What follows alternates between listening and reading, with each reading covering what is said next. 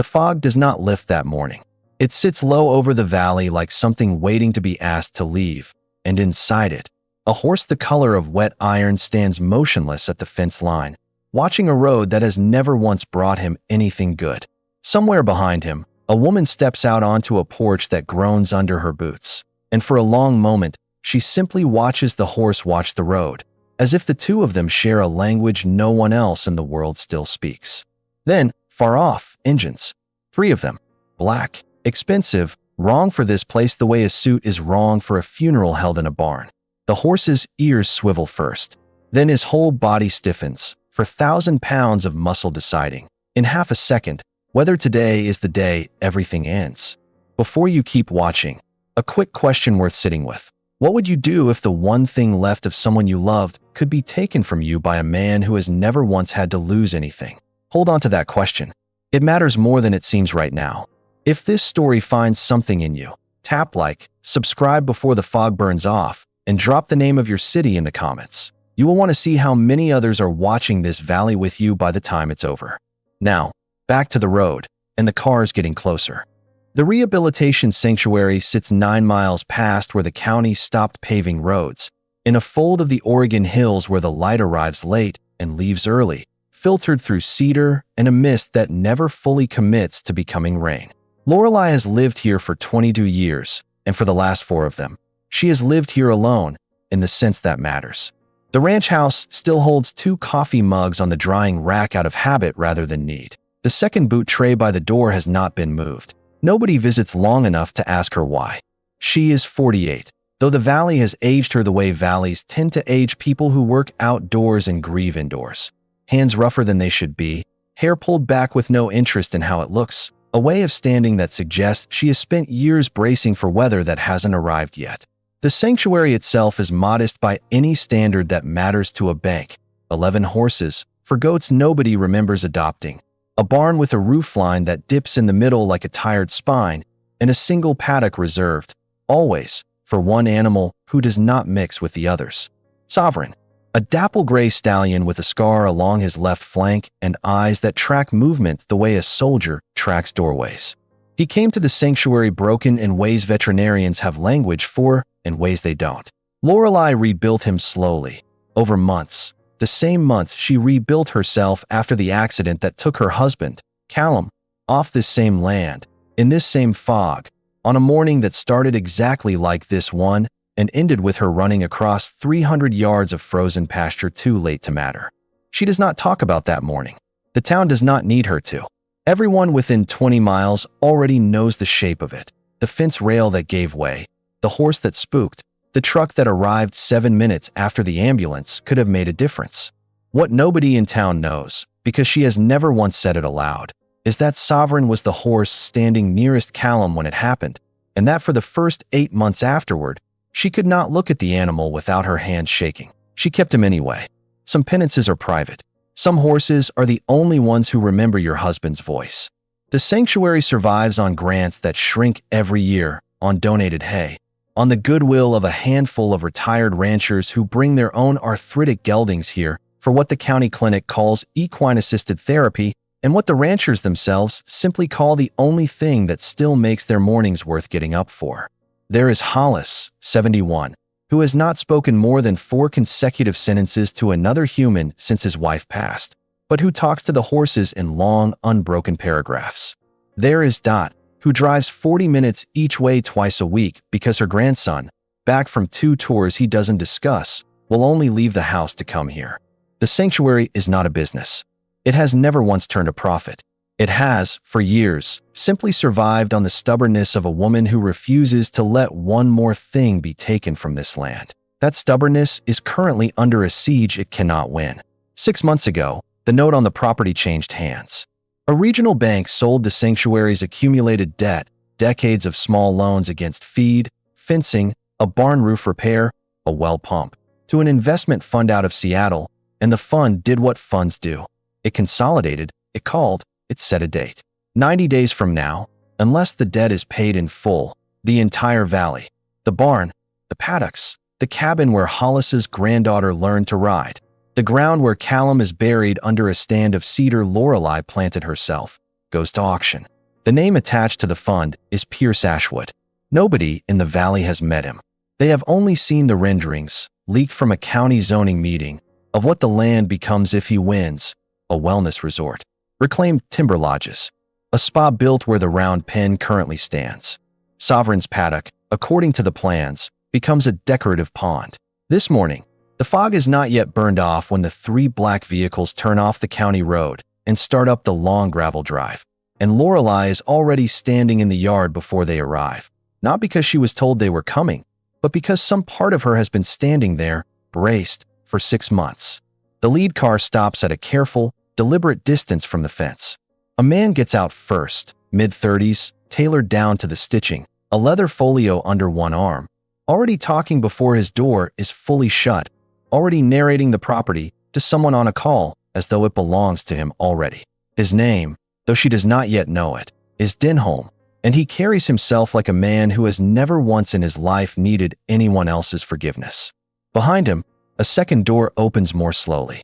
Pierce Ashwood steps out into the fog like a man stepping into cold water he has decided not to react to. He is younger than the industry profiles suggest, and paler, with the particular carefulness of someone recently returned to walking longer distances than his body is comfortable with. He does not check his phone. He does not look at Denholm. He looks, instead, past the fence, toward the paddock at the far edge of the yard, where a gray stallion has gone very still, watching him the way prey watches something it has not yet decided is a predator. Lorelei's hand finds the top rail of the fence without her looking at it. She has done this 1,000 times. It means, not yet. It means, wait. Denholm starts toward the barn first, folio open, listing square footage like an incantation. Pierce does not follow him. Pierce keeps walking, slow, toward the paddock, toward the horse, and something in the way he moves. No hurry, no performance. The gait of a man who has recently learned that his own body can betray him without warning makes Lorelei's stomach fold in on itself before he has said a single word. She crosses the yard fast enough that gravel spits from under her boots. Sovereign's ears pin flat. His weight shifts back onto his hindquarters. 12 feet from the fence, close enough now that the fog seems to part around him, Pierce lifts one gloved hand toward the top rail, and the whole valley seems to hold its breath at once. She reaches the fence before he does, close enough that her shoulder is nearly against his arm, and for a moment neither of them acknowledges the other, both watching the horse instead, as though the animal is the only honest party present. Sovereign has not moved, but everything about him has changed. His nostrils flare wide with each breath. A tremor runs the length of his neck and settles nowhere. Don't touch him. The words come out low, without performance, without the courtesy small talk usually demands of strangers. Pierce's hand stops 6 inches from the rail. He looks at her properly for the first time, not at her clothes, not at the modest house behind her, but at her face, the way a man reads weather before deciding whether to sail. Denholm's voice carries from the barn, something about square footage and load-bearing beams, entirely unaware that the actual negotiation of the morning is happening 40 yards away, in silence, between a woman and a horse she has not let anyone near in 4 years. Pierce lowers his hand. He does not step back from the fence, but he does not push forward either, and the small concession costs him something visible. A flicker at the jaw, the look of a man unaccustomed to being told no by anyone who isn't billing him for the privilege. He's not for sale with the land, she says, before he can ask. Everything's for sale with the land, Pierce answers. Not unkindly, just factually, the way he has likely said it in 40 boardrooms before this one, a sentence with the weight of a signature already behind it. Sovereign's front hoof strikes the mud once, hard, a single warning percussion, and both of them go still. Lorelei's hand rises slowly, not toward Pierce, not toward the fence, but out flat in the fog between herself and the horse, palm down, fingers loose. She says a single word, old and low, a syllable that sounds more like breath than language, something passed to her by a grandfather who broke horses on this same land 70 years before either of these two people were born. The stallion's weight drops back onto all 4 legs. His ears come forward, not soft, but no longer flattened. He does not relax. He simply, for the moment, chooses not to explode. Pierce watches this the way a man watches a card trick he cannot find the seam in. His eyes move from the horse to the woman's hand, still raised, still steady, and something in his expression shifts from impatience into something quieter, something closer to attention. "That's a hell of a party trick," he says. "It's not a trick. No, I don't suppose it is." He studies her for a moment longer than the conversation requires, long enough that Denholm's voice, still narrating from the barn, becomes background noise neither of them is listening to anymore. There is a stillness in Pierce that does not match the folder tucked under Denholm's arm, or the black cars, or the 90-day letter that arrived at this house 6 weeks ago with a font too clean for the news it carried. He looks, standing at this fence, less like a man here to inspect an asset and more like a man who has wandered, without entirely meaning to, into the one place on his itinerary that isn't going to behave the way his itinerary expects. Denholm's footsteps crunch back across the yard, folio snapping shut. He informs Pierce, without lowering his voice, that the outbuildings are worse than the report indicated and that the whole parcel needs an environmental reassessment before the resort's foundation plans can move forward. And somewhere in the middle of that sentence his eyes land on the horse, and his expression changes the way a man's expression changes when he stops seeing an animal and starts seeing a line item. "That's the liability they flagged," Denholm says, nodding at Sovereign the way a man nods at a crack in a foundation. "Big animal like that. Unpredictable. Someone gets hurt on this property before we close. The whole valuation shifts. I'd recommend." He doesn't finish the sentence, because Pierce has already turned and started walking back toward the car, and the movement is abrupt enough that even Sovereign's ears track him the whole way, uncertain whether the retreat is real. At the car door, Pierce pauses. He looks back once, not at Lorelei, not at Denholm, but at the horse, standing exactly where he was standing before any of them arrived, watching the road the way he has watched it every morning since the accident, waiting for something that isn't coming back. "We'll be in touch about the timeline," Pierce says, to no one in particular, and gets in the car. The engines pull away down the long drive, gravel popping under the tires, fog swallowing the taillights within 100 yards, and Lorelei stands at the fence long after the sound has gone, one hand still resting on the top rail, watching the empty road the way you watch a wound to see if it's actually going to bleed. Behind her, Sovereign lowers his head at last and exhales, long and low, the closest thing to relief a horse's body can offer, and it is only then, in the afterquiet, that she allows her own shoulders to drop half an inch, the only sign, in 22 years of holding this land together alone, that anyone might have noticed she was afraid. The call comes 4 days later, not from Denholm, but from Pierce himself, and the number surprises her enough that she lets it ring twice before answering. His voice on the phone carries none of the boardroom cadence Denholm wears like cologne. He asks, without preamble, whether she would allow him to return to the property, alone, without his associate, without the folio, to look at the horse again. She does not ask why. She has learned, over the years, that people who need a thing rarely announce the need directly. They announce a smaller, adjacent thing, and the real hunger shows up later, in how they behave once they think no one is measuring them. She tells him he can come, on one condition: he does not go near the paddock without her standing beside him.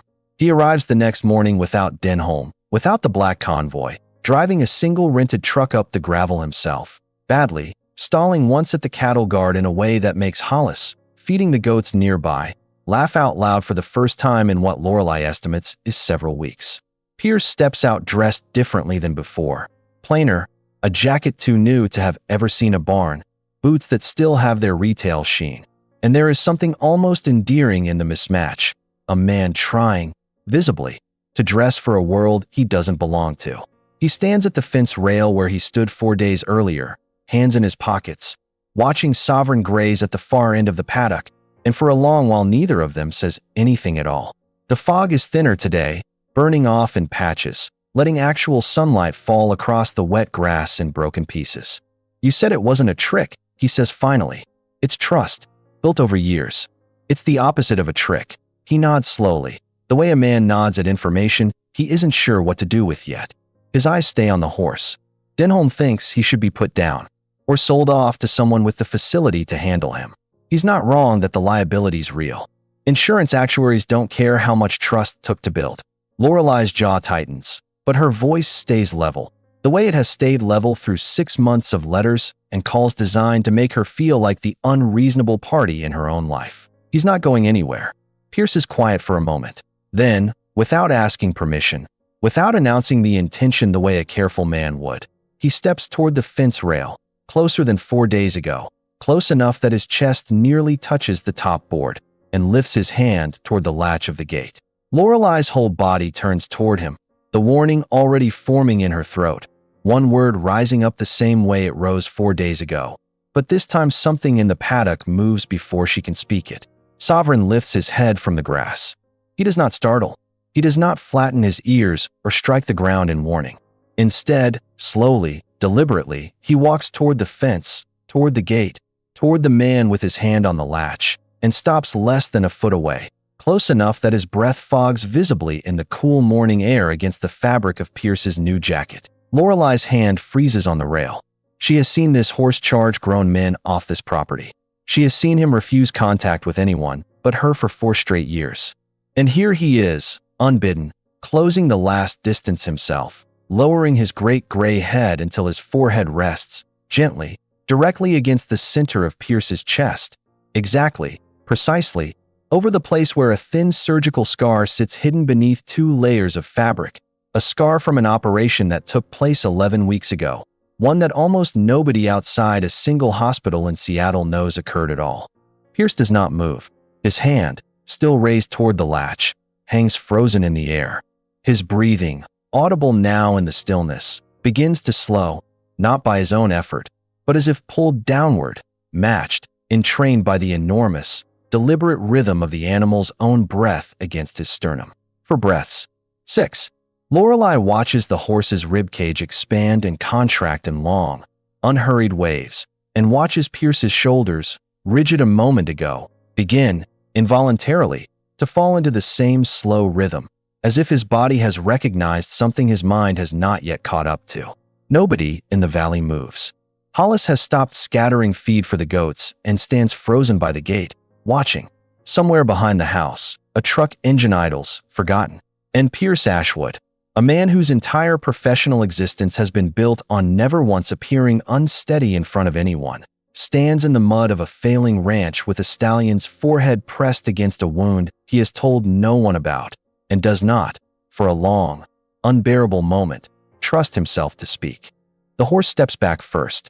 He does it the same way he approached, unhurried, deliberate, without apology, and returns to the far end of the paddock as if nothing extraordinary has happened at all, as if he has simply completed a task assigned to him long before any of these people arrived. Pierce does not move for several seconds afterward.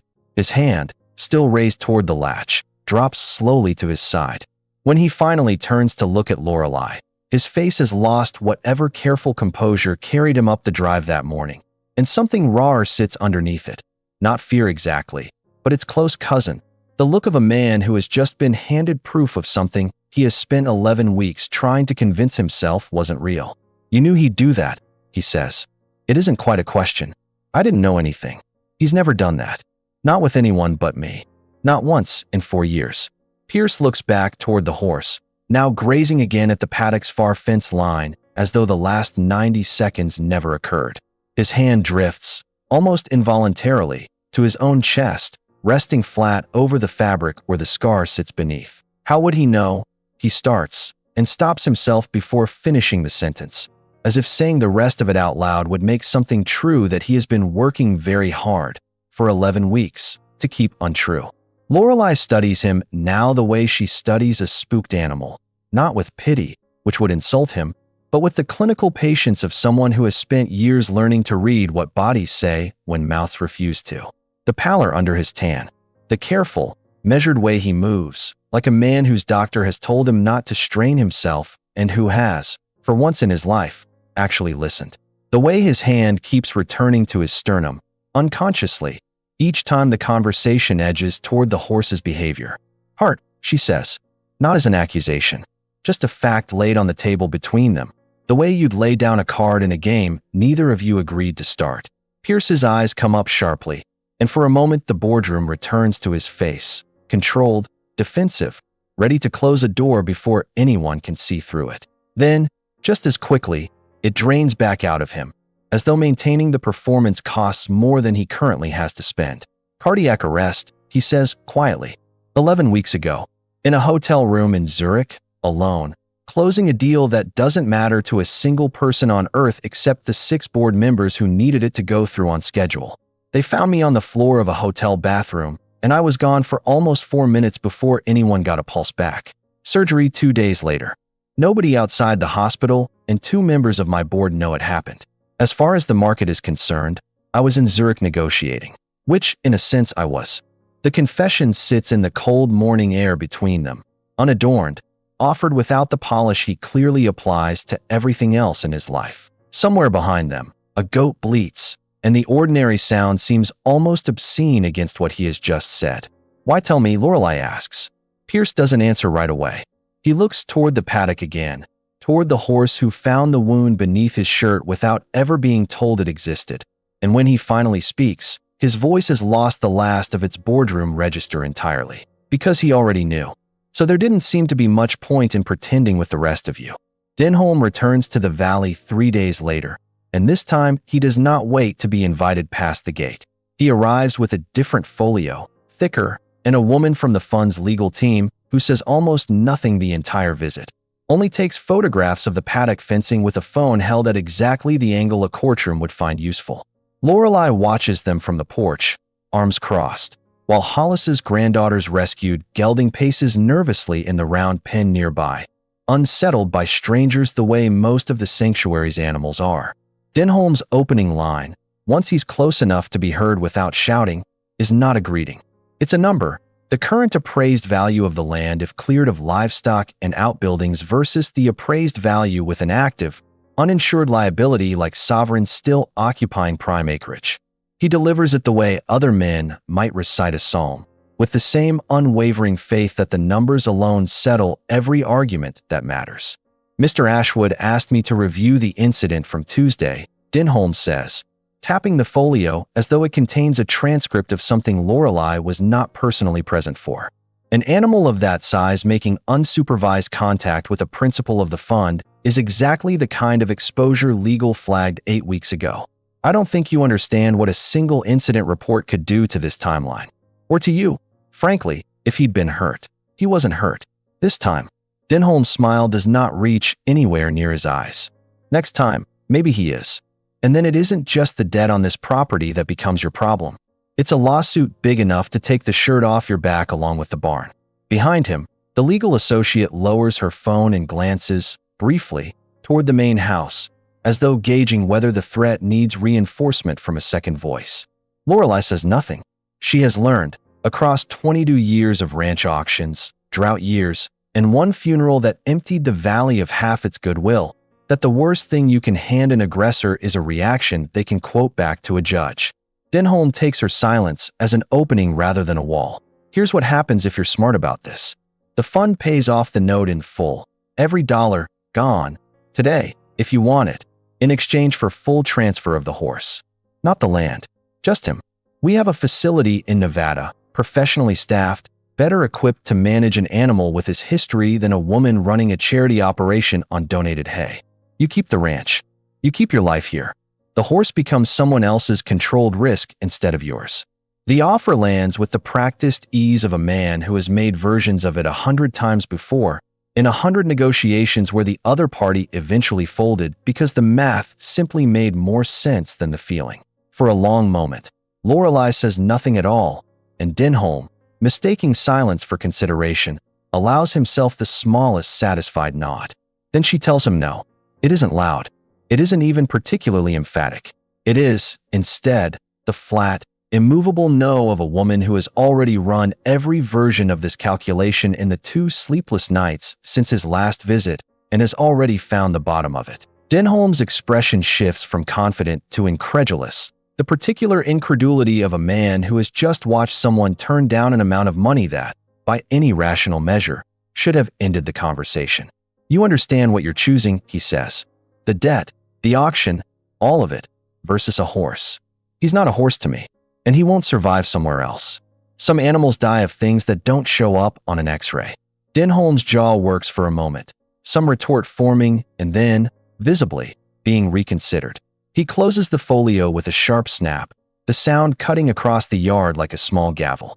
I'll deliver that to Mr. Ashwood exactly as you said it, he tells her, though something in his tone suggests he intends to deliver it in a considerably less generous translation. The clock's still running either way. 90 days becomes 64 as of this morning. He turns and walks back toward the car, the legal associate a half step behind him, and it is only once the engine has faded down the gravel drive that Lorelei allows herself to sit down on the porch step, hands pressed flat against her knees, breathing the way you breathe after holding something heavy far longer than your arms were built for. Pierce arrives that evening, alone again, without warning, and finds her still on the porch step in the fading light, a mug of coffee gone cold beside her that she has clearly forgotten about an hour ago. He stands at the bottom of the steps for a moment before she acknowledges him, long enough to make clear that whatever brought him back tonight was not scheduled. Denholm told me about the offer, he says. And your answer? She doesn't look up right away. When she finally does, her eyes are dry, but there's an exhaustion in them that 4 days of pleasant weather and one strange, quiet moment at a fence line have done nothing to soften. Then you already know where I stand. I do. He sits down on the step below her, uninvited, close enough that the distance between two very different lives suddenly feels smaller than either of them planned for. I also know he pitched it as generous. Full debt forgiveness for one animal. On paper, it probably reads like the deal of the decade. It's not his to buy. No. He looks out toward the paddock, where Sovereign stands in the near dark, a pale shape against the deepening blue of dusk. It's not. For a while, neither of them says anything. The valley does its evening work around them. Crickets starting somewhere in the tall grass. A barn owl announcing itself from the tree line. The particular hush that settles over a ranch once the animals have been fed and the light has gone the color of a bruise. Pierce breaks the silence first, and when he does, his voice has none of the polish it carried during their first meeting at the fence. I've spent 11 weeks pretending nothing happened in that hotel room. Told my board it was exhaustion. Told the market it was a scheduling issue. Told myself, mostly, that if I just kept moving fast enough, none of it would catch up to me. And then a horse who has apparently never let a stranger within 10 feet of him walks up and puts his head against the one part of my body I've told exactly 4 people about. And I don't have a framework for that. I've never once, in my life, encountered a problem money couldn't eventually out-negotiate. You think this is a negotiation? I think I don't know what this is. That's the honest answer. And I'm not used to saying that out loud to anyone.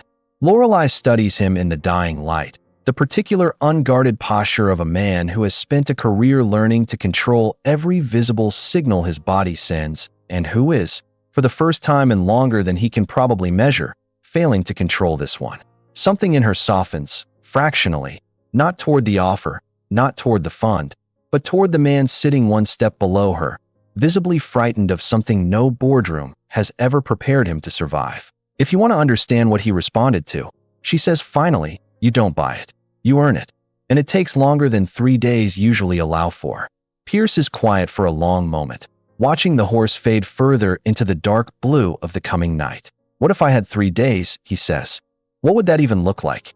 The proposal she makes the next morning is not one either of them expected to be making a week ago, and she delivers it standing at the paddock fence, arms crossed, the terms laid out with the flat precision of a woman who has decided that if she is going to lose this fight, she is at least going to lose it on her own conditions rather than someone else's.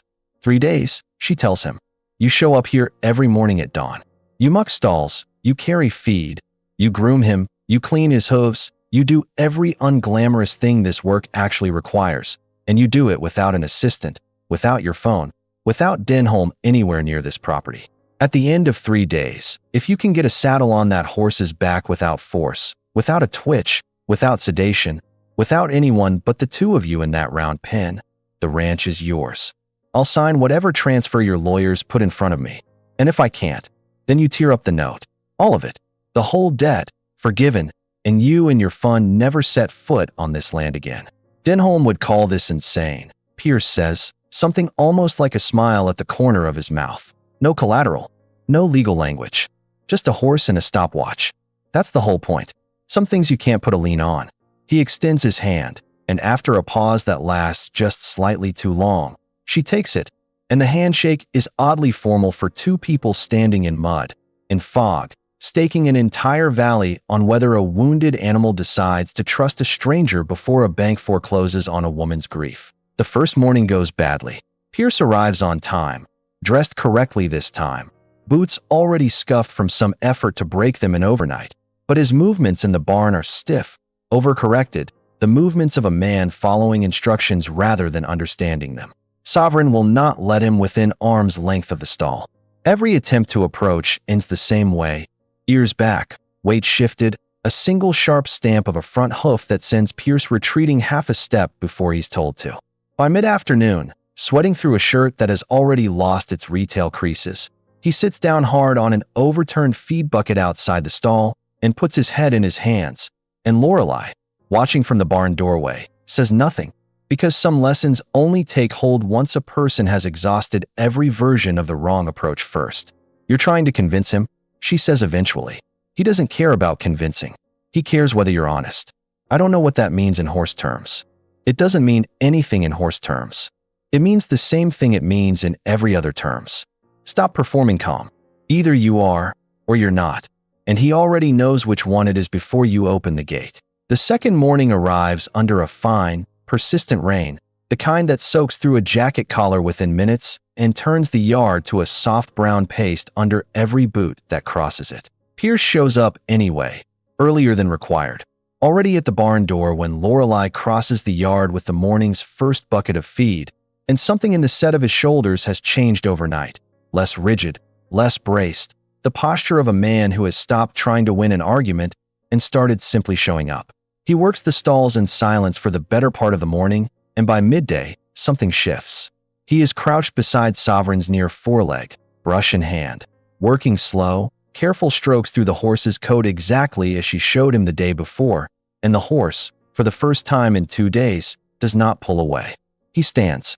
He lets the brush move down his shoulder, along his ribs, past the place where Pierce's own scar sits hidden beneath layers of soaked fabric, and something about the parallel.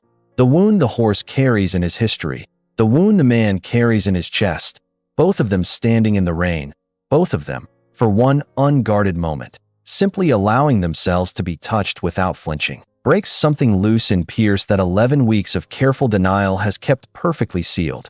His hands stop moving. His shoulders drop. And then, without warning, without the composure that has carried him through boardrooms, hospital corridors, and a resurrection he told almost no one about, he sits down hard in the mud beside the horse and puts both hands over his face, and his shoulders shake in a way that has nothing to do with the cold rain soaking through his collar. Lorelei does not go to him right away. She has learned, across years of watching broken things heal at their own pace, that the kindest thing you can sometimes offer a person is the space to fall apart without an audience rushing to stitch them back together too soon. She waits at the barn door, arms crossed against the rain, until his breathing evens out, until his hands come away from his face, red-eyed, and only then does she cross the yard and sit down in the mud beside him, close enough that their shoulders nearly touch, not saying anything at all. "I was dead for almost 4 minutes," he says finally, voice raw in a way she hasn't heard from him yet. Nobody talks about what that actually feels like. Not the medical part. The part where you come back and every single thing you built your identity around, the deals, the timelines, the fund, all of it, suddenly looks like furniture in a house that's already burned down. I've been terrified since the day I woke up in that hospital bed. Every single day. And I have not told one person that until right now, in the mud, next to a horse. Lorelei watches Sovereign, standing patient and still above them both in the rain, his great head lowered, ears soft, watching the two humans at his feet the way he has watched very little else in 4 years without wanting to bolt. "He's not scared of you anymore," she says quietly. "That's not nothing." Denholm does not wait for the 3 days to run their course. On the morning of the second day, while Pierce is still in the barn with mud drying stiff on his knees, a courier arrives at the county courthouse 40 minutes away, filing an emergency motion on behalf of the fund requesting an immediate injunction. Cause: an unregistered, unrestrained animal of documented aggressive history posing an active and continuing risk to persons and property pending sale, requiring court-ordered removal or humane euthanasia within 72 hours pending review. The papers reach Lorelei by certified mail that same afternoon, delivered by a courier who will not meet her eyes as he hands over the envelope, and she reads them standing in the yard with her boots still caked from the morning's chores. The fine print doing exactly what fine print is designed to do, turning a living, breathing, complicated animal into a single flattened phrase, documented aggressive history. She finds the attached exhibit before she finishes the first page. A video file, time-stamped from 3 weeks earlier, grainy, shot from an angle just outside the paddock fence, showing Sovereign rearing hard against the rail, striking out at a figure just out of frame. The footage cut before it shows what provoked him or how it ended. There is no context in the filing. There is only the single terrifying image of a stallion in mid-rear, legs flailing, presented as evidence of a danger that requires no further explanation because the image alone does the arguing. She does not need to guess who filmed it. 3 weeks ago, Hollis's grandson came by unannounced, agitated in the particular way his post-deployment afternoons sometimes turn, and startled Sovereign badly enough with a slammed truck door that the horse reared once before Lorelei got between them and calmed him inside of 90 seconds. Nobody was hurt. Nobody filed a report. And nobody, as far as she knew, had a camera running at the time. Except, apparently, someone did, positioned with a precision that suggests surveillance rather than coincidence. Pierce finds her an hour later, still standing in the yard with the papers in her hand. And the moment he reads the filing over her shoulder, something in his face changes entirely. The last remaining traces of the man who arrived here in a black convoy a week ago draining out of him and leaving behind something colder, harder, and entirely unfamiliar to her. Who authorized this? He says, and his voice has none of the exhaustion of the barn or the rain. It has the clean, flat register of a man about to make several very expensive phone calls. Denholm's name, of course, sits at the bottom of the filing, but Pierce does not need her confirmation. He is already dialing before she finishes the sentence, and the call that follows, standing in the middle of the yard while Sovereign paces the far end of his paddock, uneasy at the tension in the air even from 100 feet away, is short, exact, and utterly without mercy. He tells Denholm, in a voice Lorelei has not heard from him yet, that the footage was taken without authorization on private property during an active good-faith negotiation Denholm was explicitly excluded from, and that filing it as evidence in a court motion without disclosing the full context. The truck door, the provocation, the 90 seconds of calm that followed, constitutes exactly the kind of manufactured liability that gets a fund's entire legal department disbarred if a judge ever bothers to ask the second question instead of just the first. He does not shout. He does not need to. By the time the call ends, Denholm has been informed, in terms that leave no room for negotiation, that his employment with the fund concluded the moment that filing was submitted, and that Pierce will personally appear before the same court within the week to withdraw the motion and correct the record. Lorelei watches him lower the phone, chest still rising and falling with the particular effort of a man whose heart, only 11 weeks removed from stopping altogether, is working harder than any doctor would currently recommend. That wasn't a small thing you just did, she says. It was an easy thing, once I understood what I was actually protecting. He looks toward the paddock, toward the horse still pacing at the fence line, unsettled by an argument he can sense but cannot understand. It just took me longer than it should have to see what that was. The third morning arrives clear for the first time in a week, the fog finally lifting off the valley floor by mid-morning to reveal hills gone a deep, saturated green from all the rain.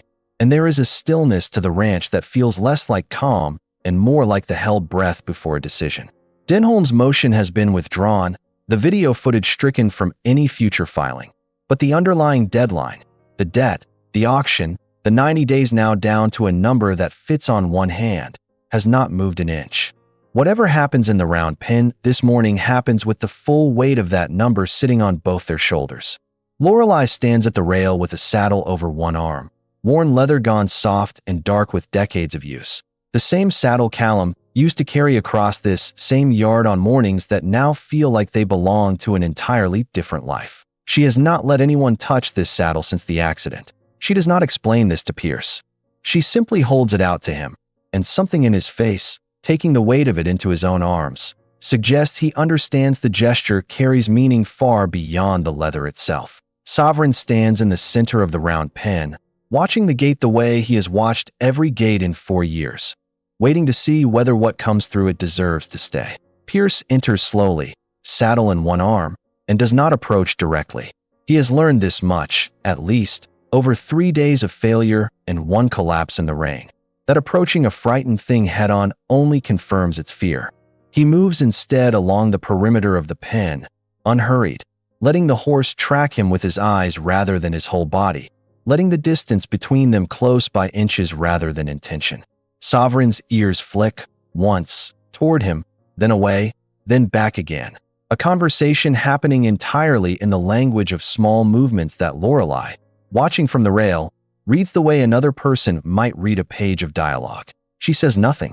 This part is no longer hers to narrate. Pierce stops 8 feet away and simply stands there, saddle held loose against his hip, and waits. A full minute passes. Then another. The horse shifts his weight, considers walking away, and does not. Instead, slowly, on his own terms, at his own pace, Sovereign takes 1 step closer. Then another. Until the distance between them has closed to almost nothing, until the horse's breath is warm and visible in the cool morning air against the front of Pierce's jacket, in nearly the exact position it found 11 days ago, over the scar neither of them has spoken about since the rain. Pierce lifts the saddle slowly, giving the horse every possible second to object, and lays it gently across his back. Sovereign does not rear. He does not bolt. He does not so much as shift his weight in protest. He simply stands, ears forward, tail loose, while the saddle settles into place and the girth is drawn snug beneath his belly by hands that, 3 days ago, did not know how to hold a brush without gripping it like a weapon. At the rail, Lorelei's hand rises to her mouth, and for the first time since the funeral 4 years ago, something in her chest gives way entirely, not in grief this time, but in something closer to its opposite, the specific, disorienting relief of watching something you were certain would break instead simply, quietly, hold. The moment does not last as long as either of them might have wanted it to. By the time Pierce leads Sovereign in one slow, unhurried circle around the round pen, saddle sitting easy across his back for the first time in 4 years, a 4th vehicle has already turned onto the gravel drive, unannounced, and the man who steps out of it before it has fully stopped is not Denholm. He introduces himself as senior counsel for the funds board, dispatched the moment word reached Seattle that Pierce had unilaterally terminated a fund officer and withdrawn an active court filing without board approval, and his tone carries the particular cold formality of a man sent to clean up a mess rather than to celebrate a resolution. He does not look at the horse. He does not look at the saddle, or the round pen, or the visible, undeniable proof standing 40 feet away that the 3-day wager has been won fairly and completely. He looks only at Pierce and informs him, in front of Lorelei, in front of Hollis and Dot and half the small crowd of ranchers who have gathered at the fence line to watch the morning's outcome, that any personal agreement made regarding fund-owned debt requires board ratification, and that the board, informed only hours ago of the wager's existence, has already voted, in an emergency session, to reject its terms entirely. The debt stands, the council says. The auction proceeds as scheduled, and Mr. Ashwood's continued involvement in this matter, given the conflict of interest now on record, is no longer welcome. For a moment, the yard goes entirely silent, the kind of silence that has weight to it, that presses down on shoulders and quiets even the goats. Sovereign, sensing the shift in the air the way he senses every shift, tenses beneath the saddle, and Pierce's hand comes to rest, instinctively, flat against the horse's neck, a small, unconscious gesture of reassurance offered to an animal who, 3 days ago, would not have permitted it. Pierce does not raise his voice. He does not need to. He simply asks the council one question: whether the board is aware that the fund's own representative filed manufactured evidence in a court motion using unauthorized surveillance footage taken on private property, and watches the man's face shift, almost imperceptibly, from certainty to calculation. Then he tells the council, in the same flat, exact register he used with Denholm 3 days earlier, that he does not require the board's ratification to honor a personal debt of honor made on his own signature, and that if the fund wishes to pursue the auction over his objection, they can explain to a judge, in open court, exactly how that surveillance footage came to exist. The council's jaw tightens. He does not concede.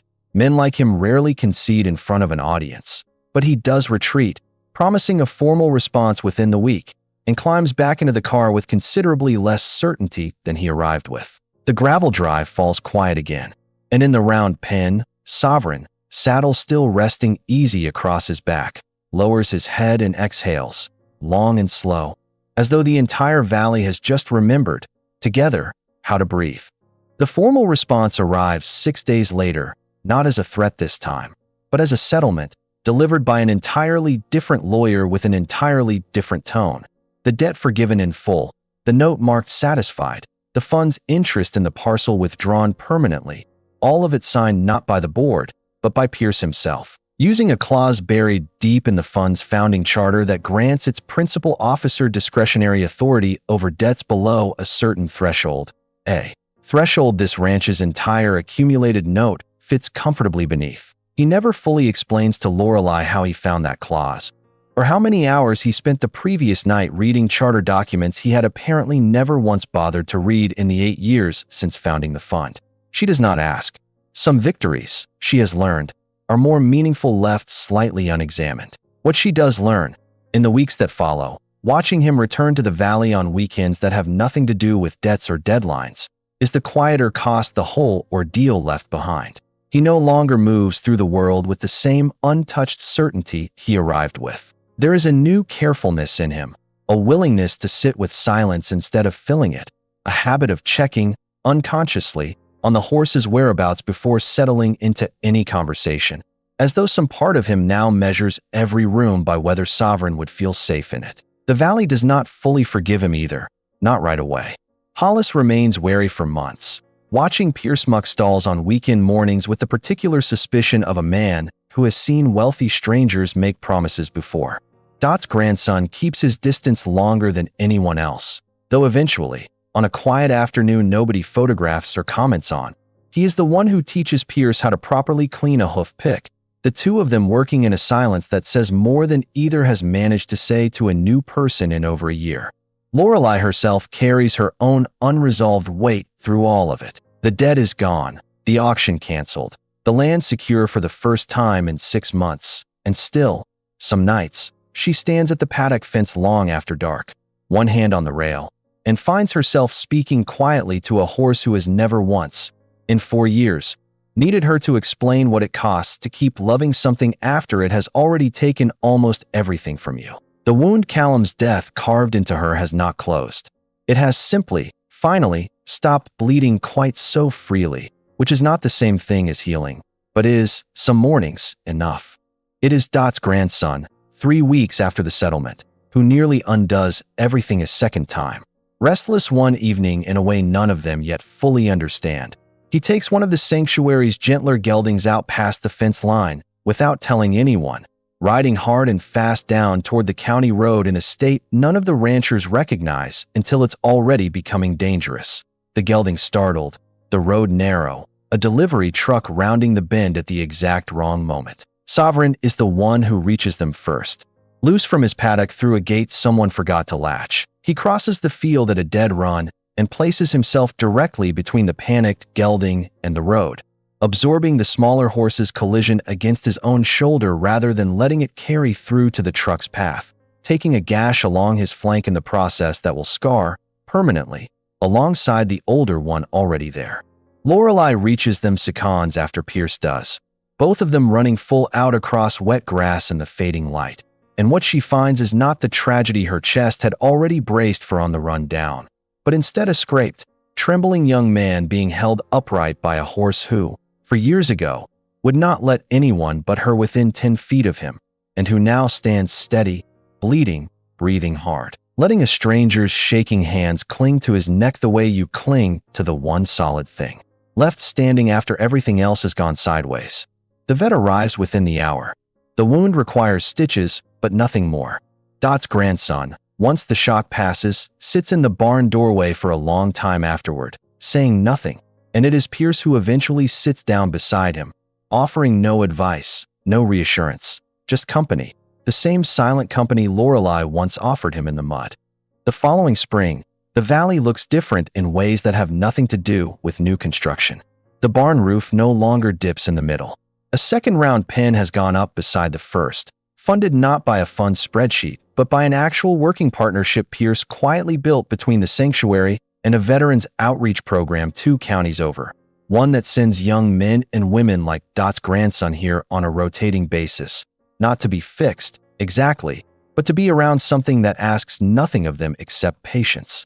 Lorelei still runs the place.